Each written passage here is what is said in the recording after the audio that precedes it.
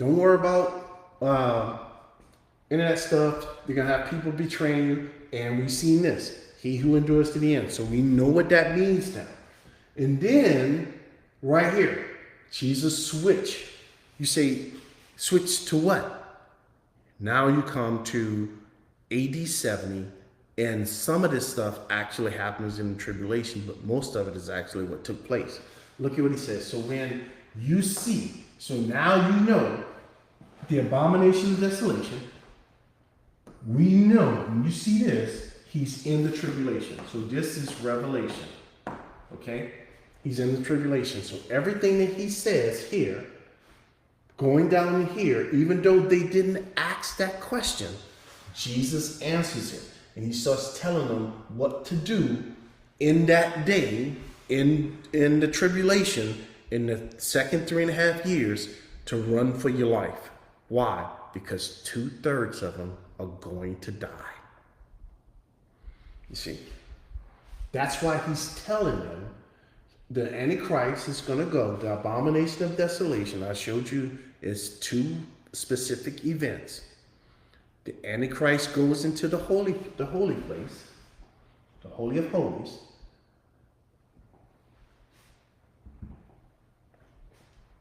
The Antichrist comes here, and he sits.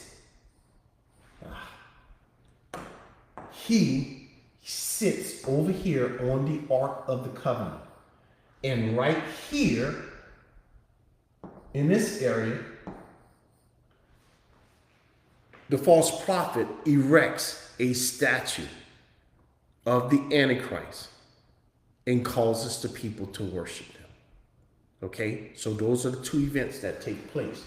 So that's what he says. When you see the abomination of desolation, what I just showed you that happens in the temple, spoken of by Daniel the prophet, standing where it ought not.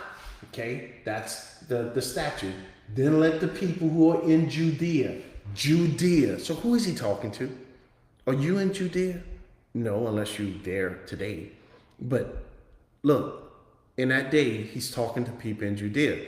Flee where? To the mountains. Well, I'm out of luck because over here, where I'm at in America, there are no mountains.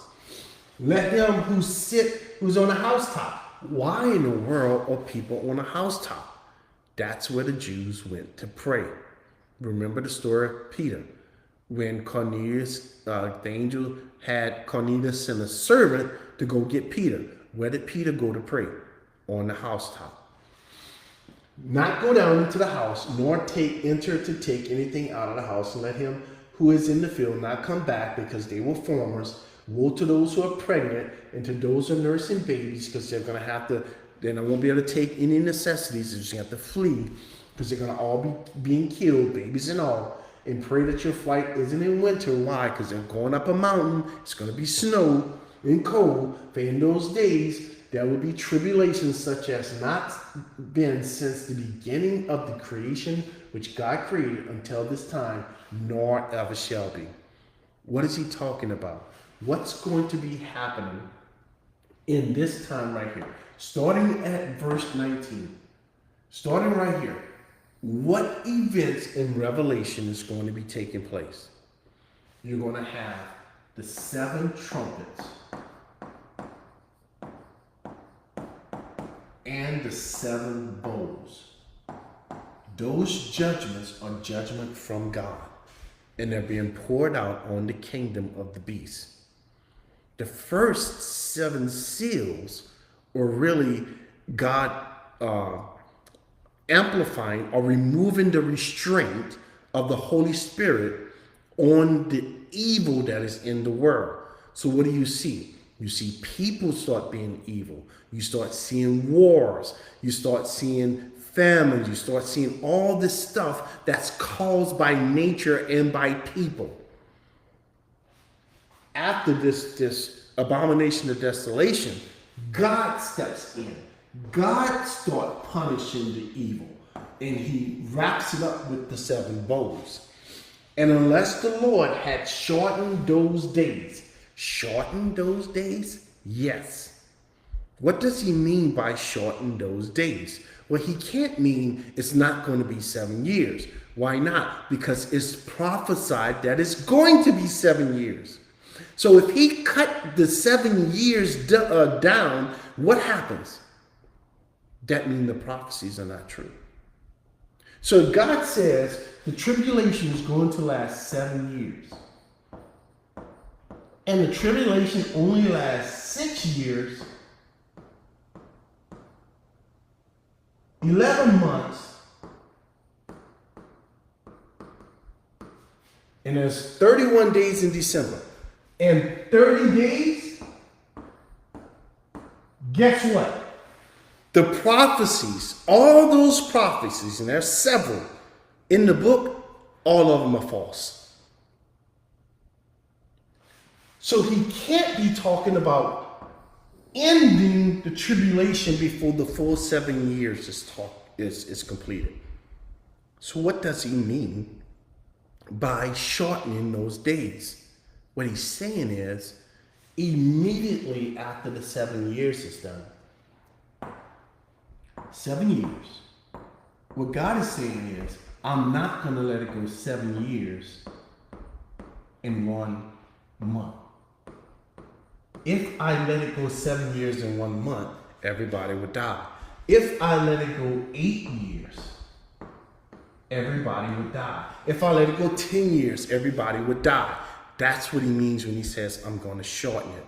I am going to limit it. So when you read this, when you look up this word, it's actually limited. I'm going to limit those days. Limit it to what? Limit it to the prophecies that I had already given. That's all he's talking about, friends.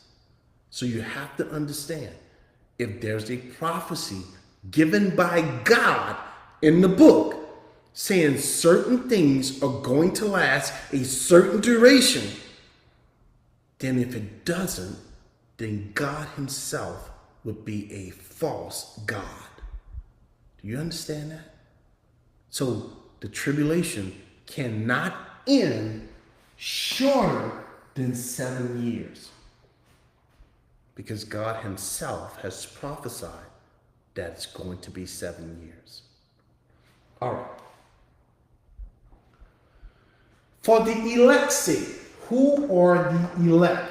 We know who the elect are. The elect are the 1/3 remnant. We read that already. So you know who that is. Who are those people? I have no clue who the 1/3 are. Nobody knows who the elect are. There's no stamp on their head visible to me and you that goes around saying, oh, look, he's one of the elect. No, friend, nobody will ever know until that day. Who are the elect today? There are people who are elect today.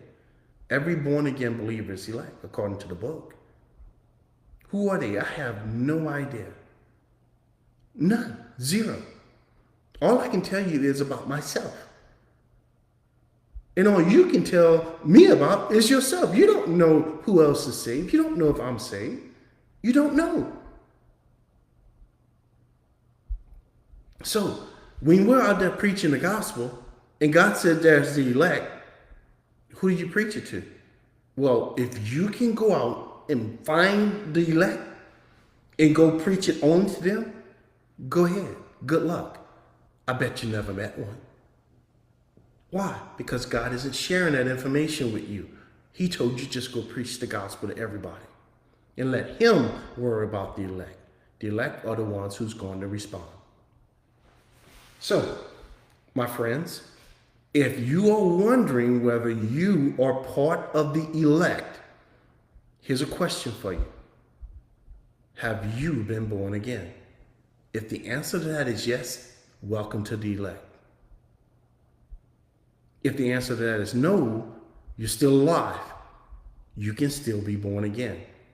But today you're not part of the elect. Do I know that you will never be part of it? Of course I don't know that. That's why I'm preaching the gospel. If you are, God, in his own time, is going to prove that you are.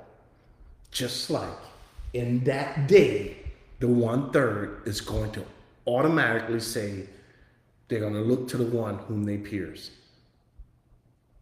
That's what the book says. It happens to everybody the exact same way. Okay, then if anyone says, look for these false Christs and all that stuff, I'm the Messiah, that's exactly what's going to be happening during the tribulation. He says, look, don't do that. They're going to be doing stuff to where they're going to deceive a ton of people, and they're going to try to deceive the elect by saying this person is Christ. Look at the signs that they are doing. Why are they doing signs? Because the Jews, this Jewish remnant, the elect, require a sign. The Gentiles want what? Wisdom. They simply want it to make sense to them. Election doesn't make sense. That God would go around choosing some and not others. The gospel don't make sense. Some man dying for everybody. Some man is God. Some man who owned religion rejected him and turned him over to a bunch of rogue criminal Romans who put him on a cross. That's ridiculous, friends, to an unsaved person. You see, that kind of stuff is foolishness to an unbeliever.